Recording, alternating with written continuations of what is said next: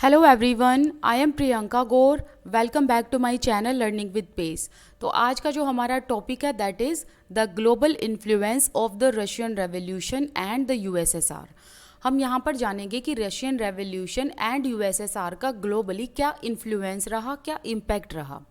USSR stands for United Soviet Socialist Republics. और हमने ये तो पढ़ लिया कि यूएसएसआर किस तरीके से फॉर्म हुई थी, प्रीवियस चैप्टर्स में ये हमने पढ़ लिया। तो हम क्या क्या पढ़ेंगे इस चैप्टर में कि रशियन रेवोल्यूशन एंड यूएसएसआर का ग्लोबली मतलब वर्ल्ड वाइड अदर कंट्रीज पर क्या इन्फ्लुएंस रहा, ये चीज़ हम यहाँ पर जानेंगे। Existing socialist parties in Europe did not Holi approve the way Bolsheviks took power and kept it.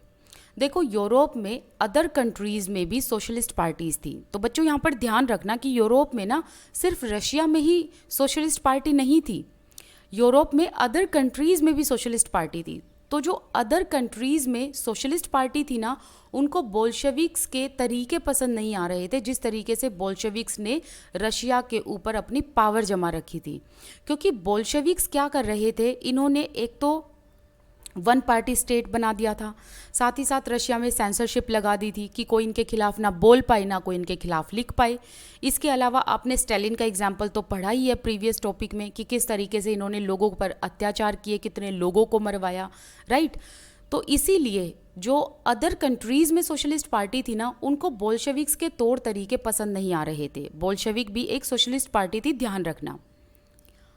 However the possibility of a workers state fired people imagination across the world. लेकिन फिर भी जो सोशलिज्म का आइडिया था, communist party का जो idea था, वो लोगों को इतना पसंद आ रहा था कि अक्रॉस द वर्ल्ड बहुत सारी कम्युनिस्ट पार्टी बनी, ठीक है। और इनका मेन आइडिया क्या था? Workers state. वर्कर्स स्टेट का मतलब क्या है? अब लोगों को ये चीज़ पता लग गई थी कि सोशलिज्म का मेन एम ये है कि सोसाइटी में ना जो वेल्थ है वो एक इंसान के हाथ में, एक बंदे के हाथ में ना होने के बजाय इक्वली डिस्ट्रीब्यूटेड होनी चाहिए, राइट। मतलब प्राइवेट ओनरशिप ना होने के बजाय पब्लिक ओनरशिप होनी चाहिए, एंड एक ऐसी गवर्नमेंट होनी चाहिए जो लोगों के वेलफेयर के लिए काम करे, जिसमें वर्कर, पेजेंट्स एंड सोवियत के बारे में सोचा जाए, ठीक है। सो इसीलिए बहुत सारी कंट्रीज़ में कम्युनिस्ट पार्टी बनकर तैयार हुई। जैसे कि हम यहाँ पर एग्जाम्पल करेंगे communist party of Great Britain, कि ग्रेट ब्रिटेन में भी एक कम्युनिस्ट पार्टी बनी, ठीक है। The Bolshevik encouraged colonial peoples to follow their experiment. देखो, जो ये कैपिटलिस्ट कंट्रीज़ थी, जैसे कि ब्रिटिशर्स लगा लो, ब्रिटिशर्स ने इंडिया को कॉलोनाइज़ किया हुआ था, तो ऐसे ही बहुत सारी कंट्रीज़ ने अदर कंट्रीज़ को कॉलोनाइज़ किया हुआ था। सो जो कंट्रीज़ उस टाइम पर कॉलोनीज़ थी ना, उनको बोल्शेविक्स का बहुत सपोर्ट था।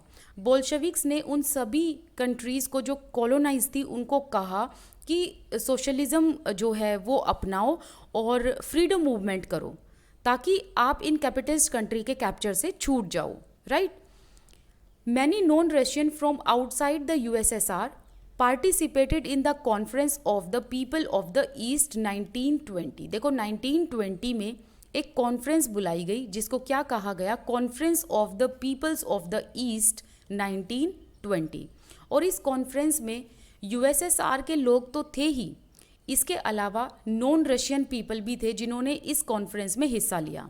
तो एक तरफ से ये कॉन्फ्रेंस आप कह सकते हो कि इंटरनेशनल लेवल पर हुई थी, ये इंटरनेशनल कॉन्फ्रेंस थी।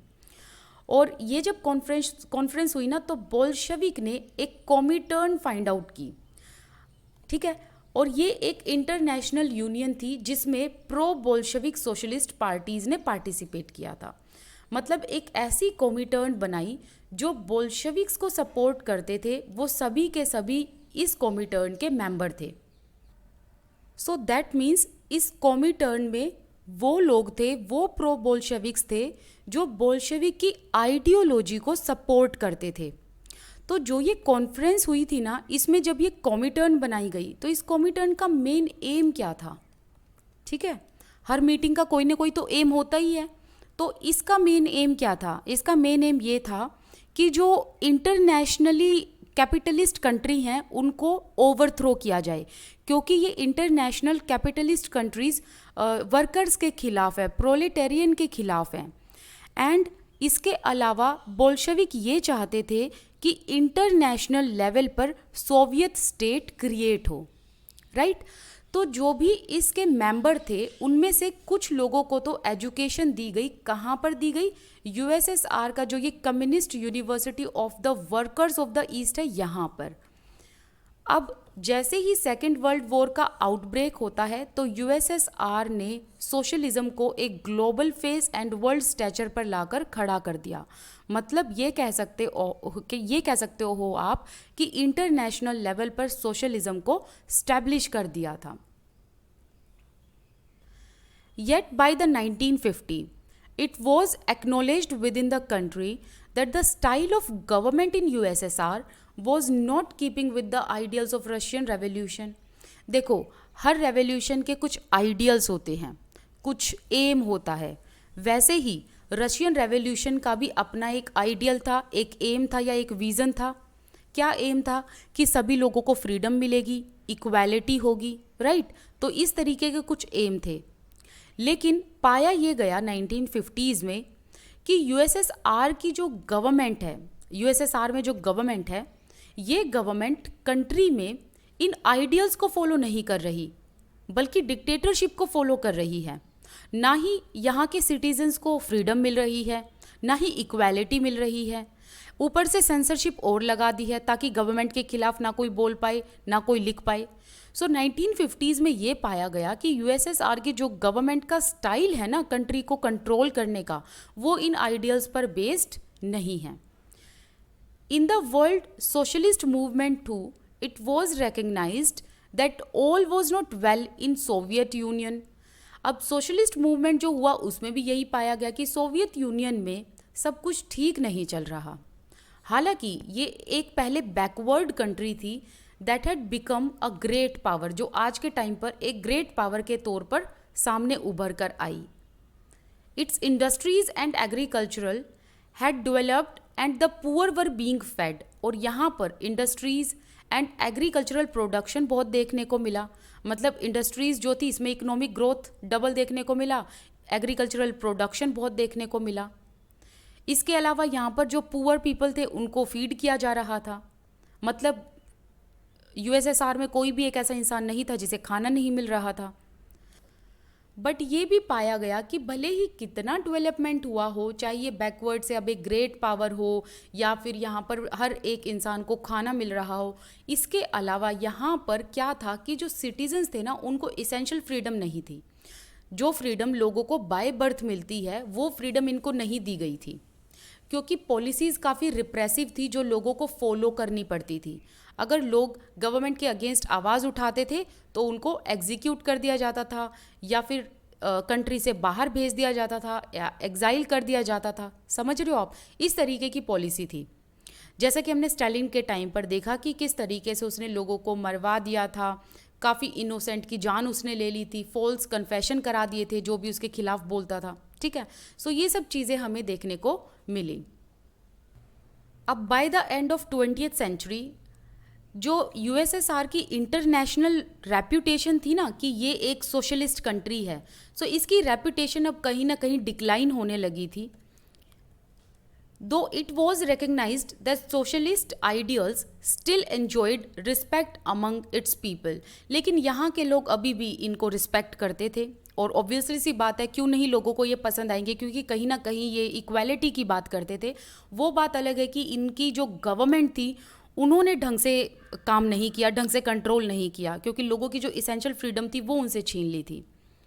But in each countries the idea of socialism were rethought in variety of different वे।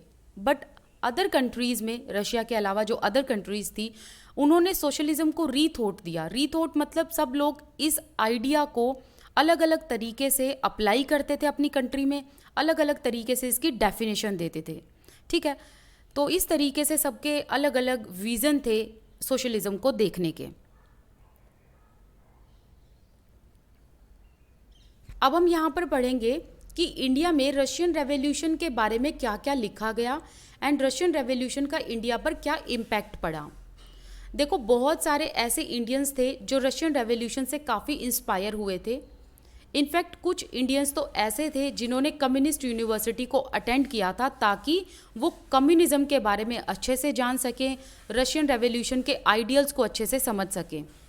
इसके अलावा मिड 1920s में इंडिया में एक कम्युनिस्ट पार्टी बनकर तैयार हो गई थी।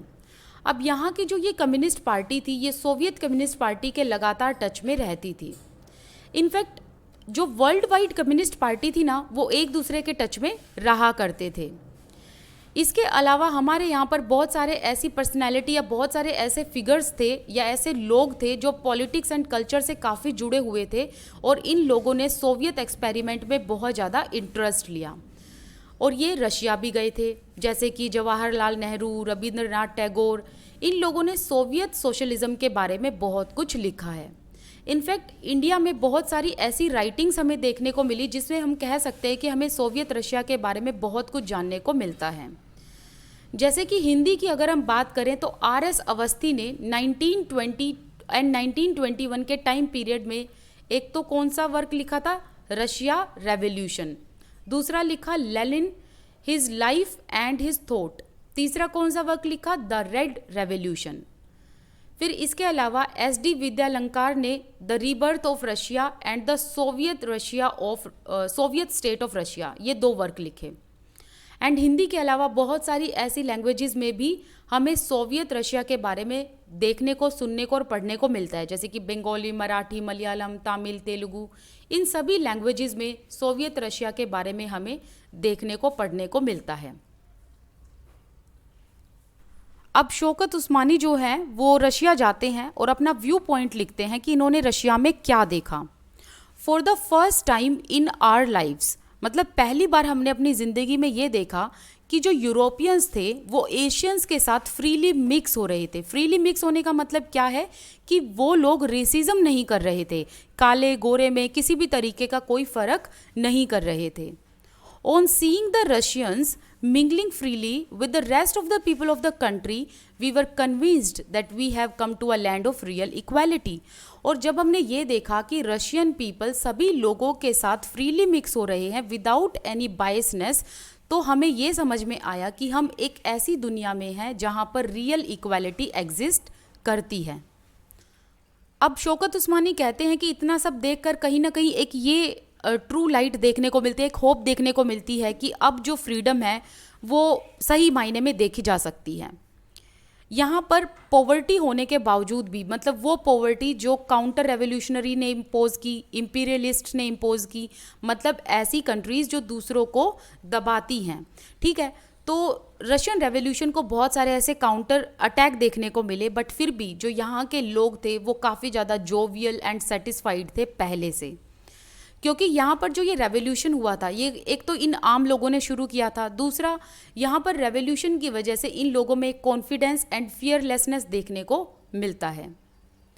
यूएसएसआर के अम्ब्रेला में बहुत सारी नेशनैलिटीज़ आती हैं, तो इसीलिए इन्होंने यहाँ कहा कि 50 डिफरेंट नेशनैलिटीज़ के लोगों के बीच में हमें यहाँ पर रियल ब्रदरहुड एंड एक मैनकाइंड देखने को मिलता है, क्योंकि यहाँ पर ना तो किसी तरीके का कोई कास्ट बैरियर, ना कोई रिलीजन बैरियर था जो इनको मिलने से एक दूसरे से रोक रहा था।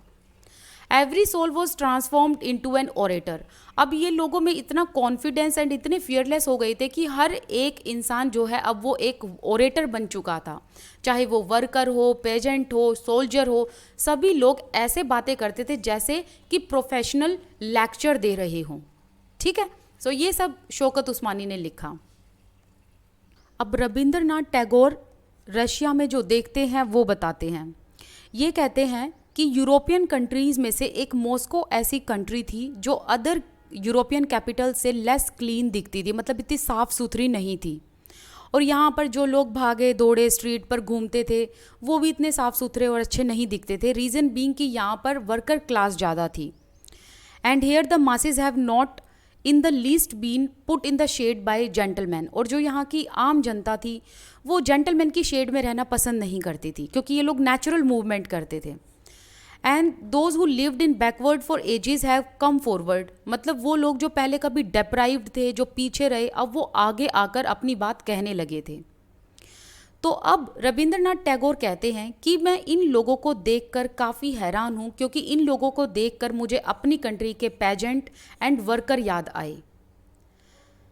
एंड ये कहते हैं कि मॉस्को में इतना बदलाव हुआ रेवोल्यूशन के बाद, ऐसा लगता है जैसे कि किसी जेनी का काम हो, मतलब किसी जिन का काम हो। ठीक है, जो अरेबियन नाइट्स में एक जिन, आपने अगर अलादीन का जिन सुना हो तो, कि इस तरीके से हमें मॉस्को में एक चमत्कार देखने को मिला।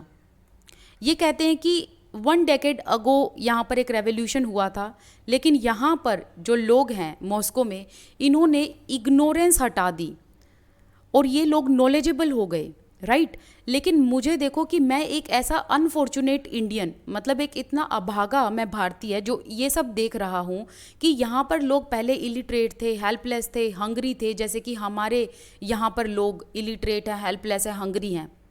लेकिन मॉस्को ने अपने आप में इतना सुधार किया कि इन्होंने अपनी इग्नोरेंस को हटाया, अपनी हेल्पलेसनेस को हटाया, और बहुत जल्दी इन्होंने ऐसा किया। और मैं इस चीज़ को देखकर अनफॉर्चुनेट फील कर रहा हूँ, क्योंकि हमारे यहाँ पर जो पेजेंट है, जो अदर लोग हैं, वो इलिटरेट हैं, हेल्पलेस हैं, हंगरी हैं, लेकिन अपने यहाँ पर इग्नोरेंस का पर्दा नहीं हटा रहे, राइट। सो इस तरीके से ये यहाँ पर लोगों को एक लाइट दिखाना चाहते हैं, ये कहना चाहते हैं कि हेल्पलेस फील मत करो, इग्नोरेंस को हटाओ।